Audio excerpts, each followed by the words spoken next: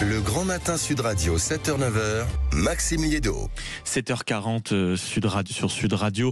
On souhaite vous expliquer la crise qui est en train de traverser le monde du vin, parce que samedi, l'un d'entre eux s'est tout simplement suicidé dans son domaine à Sainte-Magne de Castillon. Il avait 59 ans et il avait repris le domaine viticole familial dans les années 90. Et depuis plusieurs années, il était pris en tenaille par la crise, les difficultés financières, les contraintes administratives. Bonjour Thomas Guibert. Bonjour. Vous êtes le président de l'appellation Castillon Côte de Bordeaux. C'est vrai que c'est un événement qui est tragique, qui a traversé la profession, un suicide au pied de ces vignes. Quand vous avez appris cette nouvelle, qu'avez-vous ressenti quand on travaille comme vous dans ce domaine-là depuis des années et qu'on arrive à cette extrémité de choisir la mort sur son propre domaine ?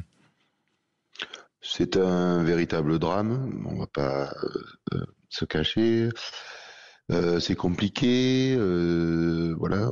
C'est un vigneron de notre appellation que je connaissais pas personnellement, mais professionnellement. Voilà, la crise qu'on traverse a des effets durs, néfastes, terribles. Après, comme je le dis souvent, voilà, cette crise est dure. Très dur. Après, en arriver à une telle extrême, il y a certainement plusieurs raisons. C'est certainement un effet multifactoriel, professionnel ou autre. Voilà, mais c'est un drame. C'est difficile de parler d'un drame. Voilà, c'est un drame. Thomas Guibert, président de l'appellation Castillon Côte-de-Rhône. Quand on se plonge dans Côte de Bordeaux, pardonnez-moi. Quand on se plonge, oui, pas de concurrence comme ça. Donc quand on se plonge dans cette histoire, on apprend que Christophe Blanc avait décidé d'arracher 10 des 15 hectares en sa possession. C'est ce qu'on appelle l'arrachage. Est-ce que vous pouvez d'abord nous expliquer très rapidement qu'est-ce que l'arrachage, pourquoi c'est nécessaire, parce que ça a été un peu le début de l'engrenage infernal pour lui. C'est le début de l'engrenage infernal pour beaucoup. L'arrachage, en deux mots, il y a une surproduction de vin mondial par rapport à la consommation mondiale. Donc, il y a une mise en place au niveau européen d'un arrachage, d'une aide à l'arrachage, c'est-à-dire que arracher des vignes, ça a un coût, et pour diminuer la production, il y a une aide européenne pour arracher ces vignes, et ensuite on n'a plus le droit de les replanter pendant plus de 10 ans, pour tout simplement baisser la production mondiale. Mais voilà. Quand on vous écoute, on comprend qu'il y a cette aide, mais quand on se penche sur le dossier, on apprend que du côté de Christophe Blanc, la banque rechignait à lui prêter la somme nécessaire pour financer cet arrachage, sans lequel il ne pouvait pas toucher les subventions. C'est-à-dire qu'on est dans un monde où quand il y a des aides, c'est vous qui devez avancer l'argent, Thomas Guibert ? Alors, toute aide, de toute façon, il n'y a aucune aide qui existe sans qu'on ait besoin d'avancer l'argent. C'est souvent comme ça. Voilà.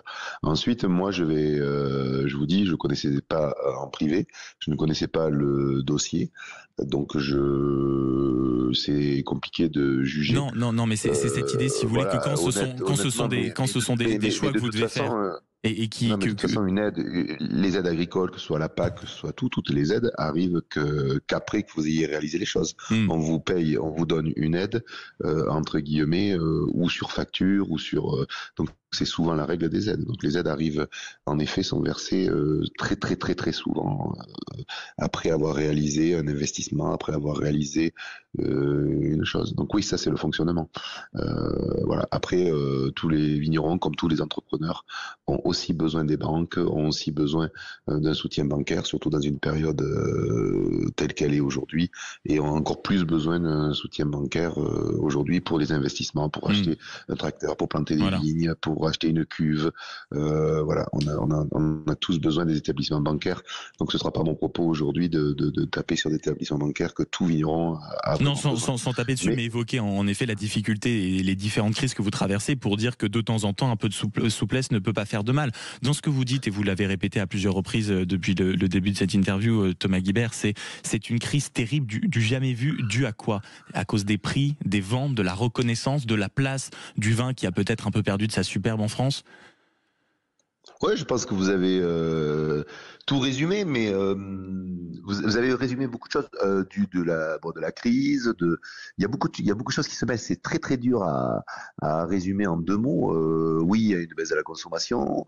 Oui, il y a une concurrence mondiale. Il y a une crise mondiale. Il y a des taux d'intérêt qui se sont envolés. Ce sont souvent des professions qui sont soumises à des prêts bancaires, à des courts termes pour financer des stocks, pour faire une mise en bouteille, pour faire des choses comme ça. Donc les taux d'intérêt se sont envolés. Donc ça impacte aussi. C'est une profession où on a du stock. Pour vendre des bouteilles, il faut avoir du stock. Donc ce stock, il est financé. Lorsque les prix sont plus élevés avec des courts termes, de suite, ça vous détruit un peu la marge. Donc il y a beaucoup de choses, mais on a quand même une chance. Parce que moi, je voudrais aussi avoir un esprit positif, ce qui est très dur par rapport à ça. On a une chance, c'est qu'il y aurait quelque chose de très simple pour résoudre la crise, mais alors d'une simplicité. La solution miracle, Thomas Guibert, allez-y. La solution miracle, vous savez laquelle c'est, M. Guido? C'est que tous les Français se remettent à boire un petit coup de vin rouge ou de vin blanc. À 7h46 avec modération, oui. C'est aussi simple. Alors la modération, vous savez, je vais vous raconter. La politique hygiéniste, bien sûr, pas de souci, tout ça. Mais aujourd'hui, j'aime bien le dire, passons d'une politique hygiéniste à une politique hédoniste, ou épicurienne. Vous savez, la définition de la politique épicurienne, c'est trouver des moyens pour vivre en se faisant plaisir. D'accord ? Donc c'est quoi ? C'est boire un canon, on sort un vigneron, c'est ça ? Peut-être en se faisant plaisir, vous savez, on prendra moins d'antidépresseurs, moins d'anxiolytiques, et la vie sera plus belle. Et puis, dans la politique hygiéniste, je me demande ce qui est le pire entre aller dans une brasserie française qui est notre patrimoine ou dans un bistrot, prendre un poireau vinaigrette, une entrecôte à la bordelaise avec un canon de rouge, plutôt que d'aller dans un fast-food, manger un burger qui est rempli de produits pour vous redonner envie de manger avec des frites surgelées et boire un soda, un demi-litre de soda sucré.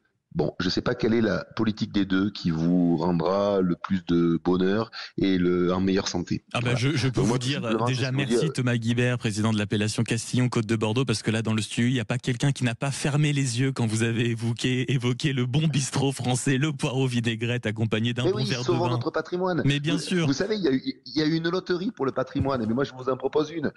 Achetez une bouteille de vin, partagez-la avec vos amis ce soir, invitez vos amis, vos voisins de palier. Oui, mais vous avez l'invitation est lancée, Thomas Guibert. Merci beaucoup d'avoir fini ce sujet sur les normes qui poussent parfois certains vignerons au geste le plus dramatique. Merci d'avoir été avec nous 7h40 pour nous expliquer en effet ce phénomène.